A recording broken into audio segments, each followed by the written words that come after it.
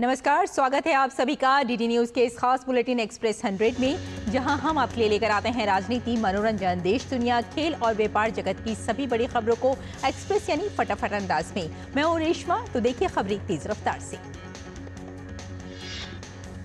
प्रधानमंत्री Narendra Modi global south के साथ भारत के संबंधों को और मजबूत करने के उद्देश्य से 5 देशों के महत्वपूर्ण कूटनीतिक दौरे पर रवाना हो गए हैं। इस दौरे की पहली कड़ी घाना है, जहां वो आज से 3 जुलाई तक रहेंगे। घाना की किसी भारतीय प्रधानमंत्री की 30 वर्षों में पहली द्विपक्षीय यात्रा है। दोनों देशों के बीच संबंध गर्मजोशी और भरोसे पर आधारित है। प्रधानमंत्री मोदी की ये यात्रा सिर्फ प्रतीकात्मक नहीं, बल्कि दक्षिण सहयोग को मजबूत करने की एक रणनीतिक पहल है। ये यात्रा अफ्रीका पर भारत के नए फोकस को दर्शाती है। अपनी यात्रा के दौरान पीएम मोदी वहां की संसद को भी संबोधित करेंगे। भारत घाना द्विपक्षीय संबंधों की नींव व्यापार, निवेश और विकास सहयोग जैसे प्रमुख क्षेत्रों पर टिकी है। देश में रोजगार सृजन की गति को तेजी से आगे बढ़ाने के लिए पीएम मोदी की अध्यक्षता में कैबिनेट के प्रोत्साहन योजना ELI को मंजूरी दी है। रोजगार से जुड़ी प्रोत्साहन योजना के लिए करीब 1 लाख करोड़ की राशि मंजूर की गई है। माना जा रहा है कि ये योजना देश के लिए गेम चेंजर साबित होगी। इस योजना के जरिए अगले 2 वर्षों में 3.5 करोड़ रोजगार के अवसर पैदा होने की उम्मीद है। पहली बार काम करने वाले कर्मचारियों को 1 महीने का वेतन 15,000 रुपए तक मिलेगा। योजना के तहत नियोक्ताओं को अतिरिक्त रोजगार पैदा करने के लिए 2 साल की अवधि के लिए प्रोत्साहन दिया जाएगा, जबकि विनिर्माण क्षेत्र के लिए 2 साल के लिए अतिरिक्त लाभ भी दिया जाएगा। अर्थ जगत से जुड़े विशेषज्ञों का है मानना कि कैबिनेट का ये निर्णय बहुत महत्वपूर्ण है। ये योजना देश के युवाओं के लिए गेम चेंजर साबित होगी। कैबिनेट के फैसले का कई ट्रेड संगठनों ने स्वागत किया है। TUCC के राष्ट्रीय महासचिव SP तिवारी ने कहा कि इससे जहां बेरोजगारी दूर होगी, वहीं उत्पादन के क्षेत्रों में भी बढ़ोतरी होगी। ELI योजना की घोषणा केंद्रीय बजट 2024-25 में प्रधानमंत्री की 5 योजनाओं के पैकेज के हिस्से के रूप में की गई थी, जिसका कुल बजट 2 लाख करोड़ रुपए रखा गया है। क्वाड विदेश मंत्रियों ने एक सुर में पहलगाम आतंकी हमले की निंदा की है। अमेरिका के वाशिंगटन DC में संपन्न हुई इस बैठक के बाद जारी साझा बयान में सभी ने इस हमले के दोषियों को कटघरे में लाने का आह्वान किया। अपने इस साझा बयान में उन्होंने कहा कि क्वाड ने सीमा पार आतंकवाद सहित सभी प्रकार के आतंकवाद और हिंसक उग्रवाद की स्पष्ट रूप से निंदा की है और आतंकवाद विरोधी सहयोग के लिए अपनी प्रतिबद्धता को फिर दोहराया है। विदेश मंत्री डॉक्टर एस जयशंकर ने क्वाड विदेश मंत्रियों की बैठक के इतर अमेरिकी विदेश मंत्री मार्को रूबियो से मुलाकात कर द्विपक्षीय साझेदारी पर चर्चा की। इससे पहले डॉक्टर एस जयशंकर ने पेंटागन में अमेरिकी रक्षा सचिव पीट हेग्सेथ से मुलाकात की, जहां उन्होंने भारत अमेरिका रक्षा संबंधों के रणनीतिक महत्व पर बात की। जयशंकर ने कहा, हमारी रक्षा साझेदारी आज वास्तव में सबसे महत्वपूर्ण साझेदारियों में से एक है। अमेरिकी रक्षा सचिव ने दोनों देशों के बीच बढ़ती रक्षा साझेदारी के बारे में उत्साह व्यक्त किया। अमेरिकी रक्षा सचिव ने भारत के सशस्त्र बलों में अमेरिकी रक्षा प्रणालियों के एकीकरण और औद्योगिक सहयोग और सह उत्पादन नेटवर्क के विस्तार के लक्ष्य के बारे में बताया। क्वाड बैठक से इतर विदेश मंत्री डॉक्टर एस जयशंकर अमेरिका में अपने ऑस्ट्रेलियाई समकक्ष से भी मिले। इस मुलाकात के दौरान द्विपक्षीय संबंधों को और मजबूत करने के लिए कई मुद्दों पर चर्चा हुई। डॉक्टर एस जयशंकर ने एक्स पर पोस्ट करके बताया कि ऑस्ट्रेलिया के विदेश मंत्री पेनी वोंग से मिलकर हमेशा की तरह अच्छा लगा। हमारी चर्चाएं हमारी व्यापक रणनीतिक साझेदारी के विश्वास और सहजता को दिखाती हैं। भाजपा ने कांग्रेस पर तुष्टीकरण की राजनीति करने का आरोप लगाया है। राजीव चंद्रशेखर ने कहा कि संविधान और सेक्युलरिज्म की बात करने वाली कांग्रेस जमात इस्लामी के साथ मिलकर करती है राजनीति। राजीव चंद्रशेखर ने कहा कि कांग्रेस के हाथ में संविधान, मुंह में सेक्युलरिज्म और राजनीति में जमात इस्लामी है।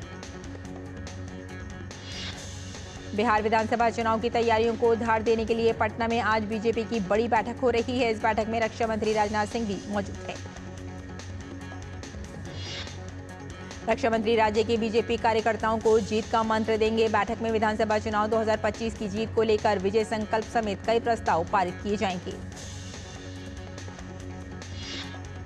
बैठक चुनाव को लेकर आगे की रणनीति पर विचार विमर्श होगा। इस बैठक में लगभग 1000 लोगों के शामिल होने की उम्मीद है। बैठक में पार्टी को बूथ स्तर पर मजबूत किए जाने पर विशेष तौर पर चर्चा की जा सकती है। साथ ही ये भी तय हो सकता है कि कैसे केंद्र सरकार की उपलब्धियों को जनता तक पहुंचाया जाए। कर्नाटक कांग्रेस में खींचतान बढ़ती जा रही है और मुख्यमंत्री पद को लेकर जारी बयानबाजी रुकने का नाम नहीं ले रही है। विधायक इकबाल हुसैन ने दावा किया कि 2 महीने के भीतर डीके शिव कुमार राज्य के मुख्यमंत्री बन जाएंगे। उन्होंने स्पष्ट रूप से कहा कि 100 नहीं 200% तय है कि अगले 2 महीनों में डीके शिव कुमार मुख्यमंत्री बनेंगे। भारी दबाव के चलते तमिलनाडु सरकार ने शिवगंगा जिले में मंदिर के 27 वर्षीय सुरक्षा गार्ड अजीत कुमार की पुलिस हिरासत में हुई मौत की जांच सीबीआई को सौंप दी है। इससे पहले मद्रास हाई कोर्ट ने मामले का स्वतः संज्ञान लेने के बाद कार्रवाई करते हुए 6 पुलिसकर्मियों को सस्पेंड कर दिया था। मामले की न्यायिक जांच के आदेश भी दिए गए हैं। लगातार बारिश के कारण हिमाचल के सराज विधानसभा क्षेत्र के दूरदराज के क्षेत्र ठुनाग गांव में भयानक तबाही हुई। इस तबाही की सूचना प्रशासन के पास नहीं थी। गांव से सारा संपर्क टूट गया है। कुछ लोग पहाड़ पार कर मंडी पहुंचे और हादसे का हाल सुनाया। खबर है कि 5 ग्रामीण मारे गए हैं, वहीं दर्जन भर से अधिक लापता हैं। स्थानीय विधायक और पूर्व मुख्यमंत्री है जयराम ठाकुर आज इलाके के दौरे पर हैं। उन्होंने इस संबंध में जानकारी दी। हिमाचल प्रदेश में पिछले 2 दिनों से हो रही तेज बारिश की मिजाज अब थोड़ा नरम पड़ा है। फिलहाल तेज बारिश की खबर कहीं से नहीं है। अगले कुछ दिनों तक हिमाचल के अधिकांश इलाकों में मानसून की गतिविधियां धीमी रहने का पूर्वानुमान लगाया गया है, लेकिन मंडी जिले में आज भी तेज बारिश का ऑरेंज अलर्ट है। उत्तरकाशी जिले के यमुनोत्री राष्ट्रीय राजमार्ग को शीघ्र बहाल करने के लिए युद्ध स्तर पर कार्य किया जा रहा है। सलाई बैंड ओजरी में भारी मशीनों से कार्य चल रहा है। राज्य जिला अधिकारी आपदा प्रभावित क्षेत्रों में राहत और कार्यों का निरीक्षण कर रहे हैं। वहीं राष्ट्रीय राजमार्ग वाहनों के लिए अभी नहीं खुल सका है। यमुनोत्री में फंसे श्रद्धालुओं को पैदल मार्ग के माध्यम से बटकोट साइट के लिए निकाला जा रहा है। 50% श्रद्धालुओं को रेस्क्यू कर सुरक्षित स्थानों तक पहुंचा दिया गया है। मौसम विभाग ने उत्तर पश्चिम मध्य और पूर्वी भारत के कई हिस्सों में अगले 5 से 6 दिनों के दौरान सक्रिय मानसून की स्थिति जारी रहने की संभावना जताई है। मध्य प्रदेश में आज भारी बारिश की संभावना है। साथ ही विदर्भ छत्तीसगढ़ में कुछ स्थानों पर भारी बारिश हो सकती है। श्री अमरनाथ यात्रा के लिए तीर्थ यात्रियों का पहला जत्था जम्मू बेस कैंप से रवाना हो गया है। इस दौरान पूरा माहौल हर हर महादेव और बम बम भोले के जयकारों से गूंज उठा। जम्मू कश्मीर के उपराज्यपाल मनोज सिन्हा ने पहले जत्थे को झंडी दिखाई। औपचारिक रूप से 3 जुलाई से इस पवित्र यात्रा का शुभारंभ होगा, जो 9 अगस्त तक चलेगी। श्री अमरनाथ यात्रा 38 दिन तक चलेगी, जिसमें श्रद्धालु पहलगाम और बालटाल के रास्ते बाबा बर्फानी के दर्शन कर सकेंगे। साल भर तक श्रद्धालु इस विशेष अवसर का इंतजार करते हैं। तीर्थ यात्रियों ने इस बात पर खुशी जताई कि खाने से लेकर रहने तक की बेहतरीन व्यवस्थाएं की गई हैं। देश भर में 6 जुलाई को मोहर्रम मनाया जाएगा। उत्तर प्रदेश से दिल्ली तक मोहर्रम की तैयारियां जोरों पर हैं। इसके मद्देनजर सुरक्षा व्यवस्था को लेकर पुलिस विभाग ने भी तैयारी शुरू कर दी है। हर साल की तरह इस बार भी ताजिए निकाले जाएंगे। वहीं मोहर्रम से पहले दक्षिण दिल्ली में अमन कमेटी की बैठक की गई है, जिसमें ताजिया जुलूस के लिए गाइडलाइंस जारी की गई हैं।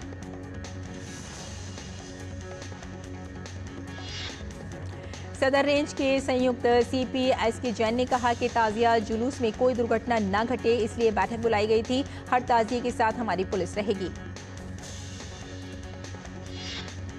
स्वास्थ्य मंत्रालय ने वैज्ञानिक अध्ययनों का हवाला देते हुए कहा कि कोविड-19 वैक्सीन और अचानक मौतों के बीच कोई संबंध नहीं है।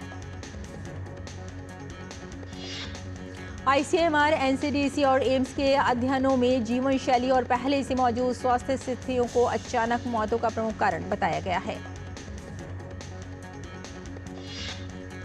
ICMR और NCDC राष्ट्रीय रोग नियंत्रण केंद्र के अध्ययन इस बात की पुष्टि करते हैं कि भारत में कोविड-19 के टीके सुरक्षित और प्रभावी हैं। इनमें गंभीर दुष्प्रभाव के बहुत कम मामले सामने आए हैं। अचानक हृदय संबंधी मौतों के कई तरह के कारण हो सकते हैं। इनमें आनुवंशिक, जीवन शैली, पहले से मौजूद बीमारियां और कोविड के बाद की मुश्किलें शामिल हैं।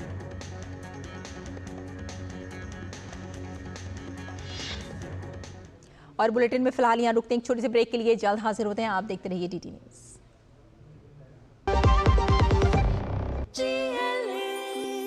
जो लक्ष्य चुना था समझ आने लगा है।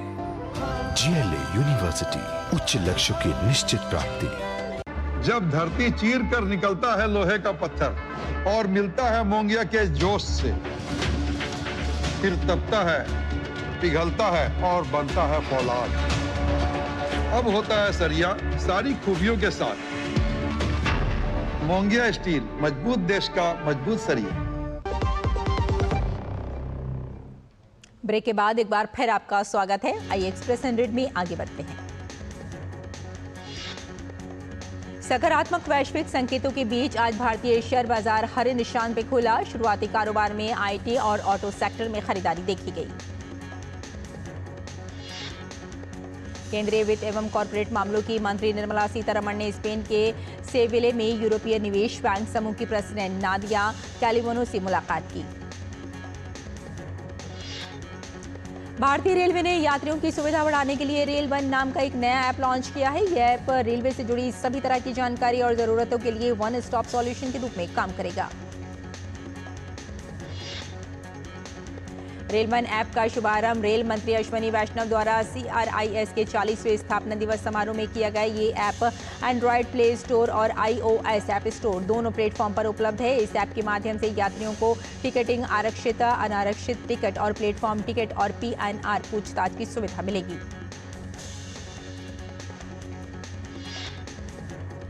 बैंक ऑफ बड़ौदा की एक हालिया रिपोर्ट के अनुसार इस साल अच्छे दक्षिण पश्चिम मानसून के कारण खरीफ फसलों की कुल बुआई क्षेत्र में 11.3% की वृद्धि हुई। जून महीने में सकल वस्तु एवं सेवा कर GST संग्रह 6.2% की बढ़ोतरी हुई है। आंकड़ों के अनुसार ये 1.84 लाख करोड़ रुपए से अधिक हुआ।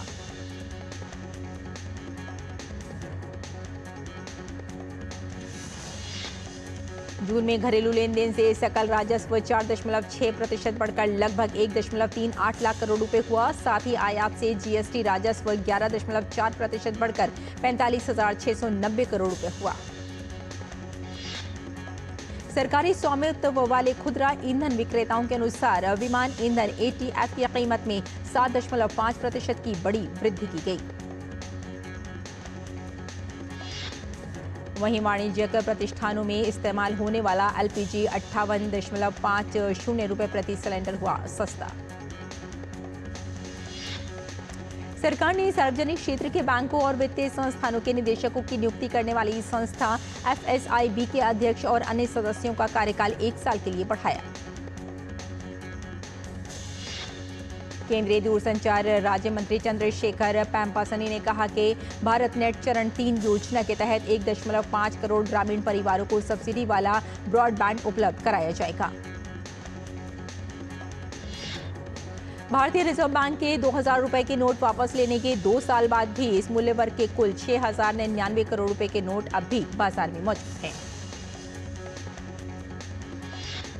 वित्त मंत्रालय ने ग्राम पंचायत और शहरी स्थानीय निकाय स्तर पर वित्तीय समावेश योजनाओं के दायरे में सभी को लाने के लिए राष्ट्रव्यापी अभियान शुरू किया। वित्त मंत्रालय के तहत आने वाले वित्तीय सेवा विभाग ने देश भर में 33 स्थानों पर कार्यक्रम आयोजित किए। देश के सबसे बड़े बैंक भारतीय स्टेट बैंक का वर्तमान में वैश्विक सकल घरेलू उत्पाद में 1.1% और भारत के सकल घरेलू उत्पाद में 16% योगदान है।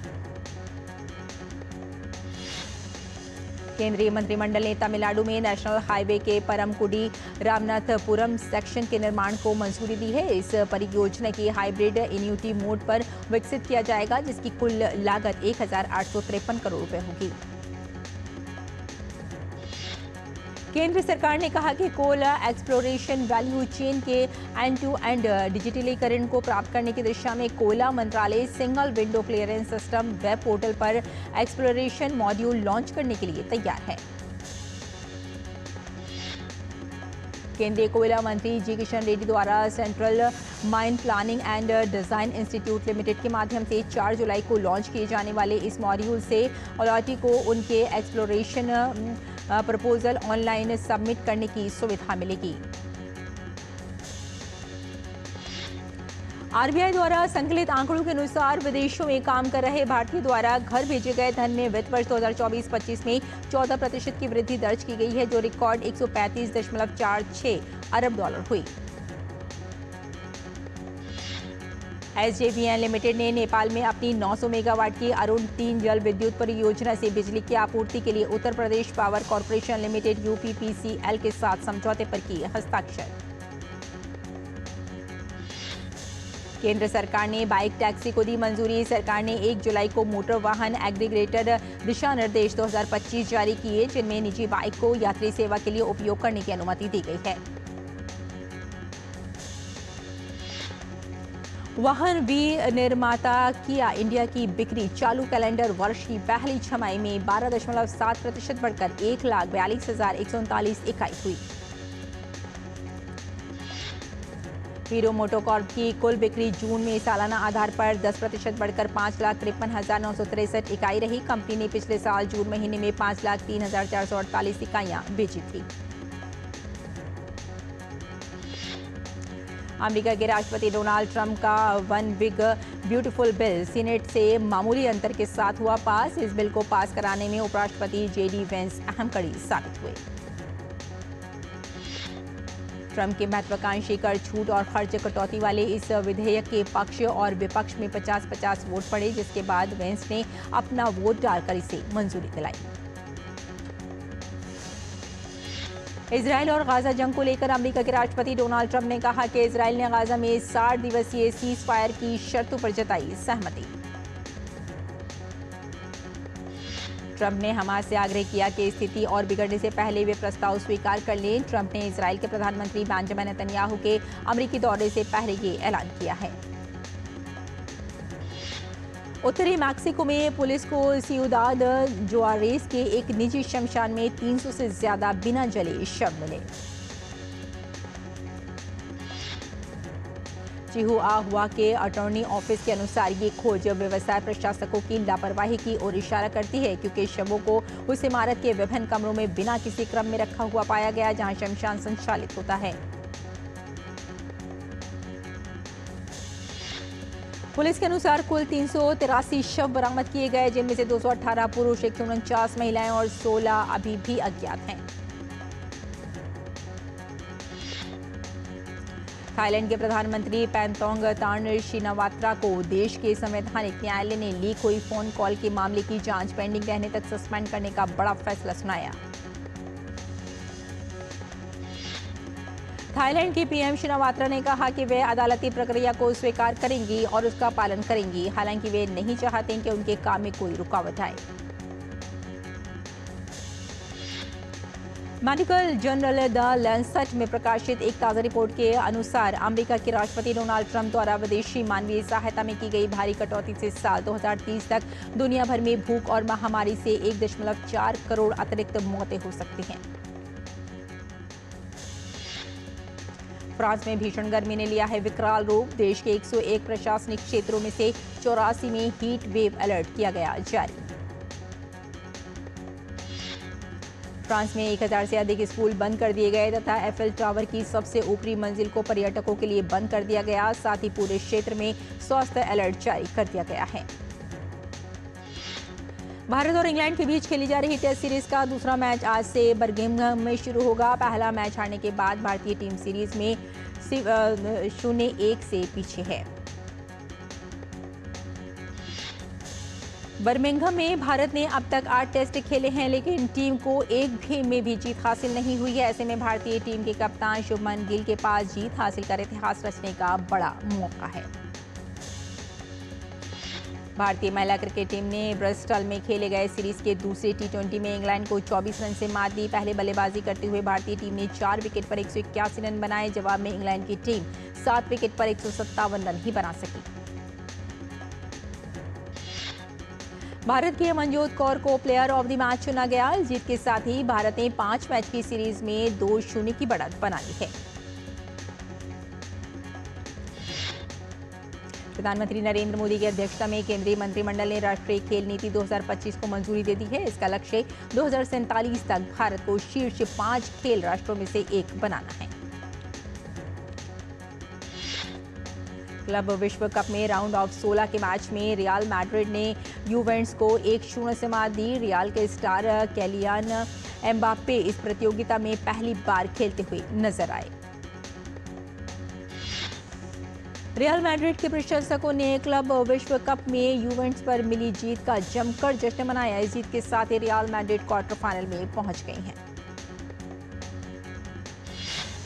स्पेन के स्टार मिडफील्डर एताना बोनमाती ने मंगलवार को टीम के साथ अभ्यास किया। महिला यूरो चैंपियनशिप की शुरुआत से ठीक पहले वे बीमार हो गई थी। स्पेन का मुकाबला गुरुवार को पुर्तगाल से होगा। महिला यूरो में आज मेजबान स्विट्जरलैंड का सामना नॉर्वे से होगा। इस साल नेशंस लीग में नॉर्वे ने 2 बार स्विस टीम को मात दी थी। 7 बार के चैंपियन नोवाक जोकोविच ने विंबलडन के पहले दौर में फ्रांस के अलेक्जेंडर मुलर को मात दी। हालांकि इस मैच के दौरान जोकोविच को शारीरिक दिक्कतों से भी जूझना पड़ा।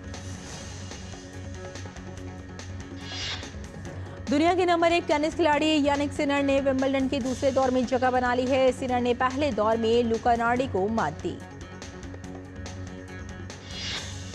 विंबलडन में उलटफेर का दौर जारी है। तीसरी वरीयता प्राप्त अलेक्जेंडर ज़ेवरेव को पहले ही दौर में हार का सामना करना पड़ा। ज़ेवरेव को फ्रांस के आर्थर रिंडरनेक ने मात दी।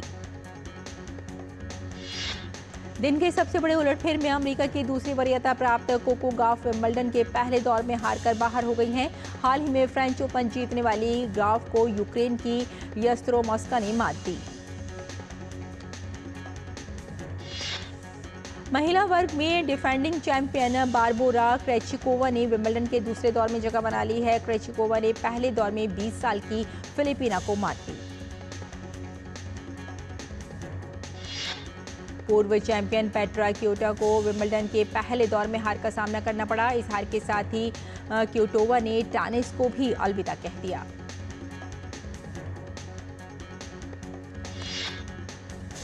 तो एक्सप्रेस न्यूज में फिलहाल इतना ही। इजाजत दें, नमस्कार।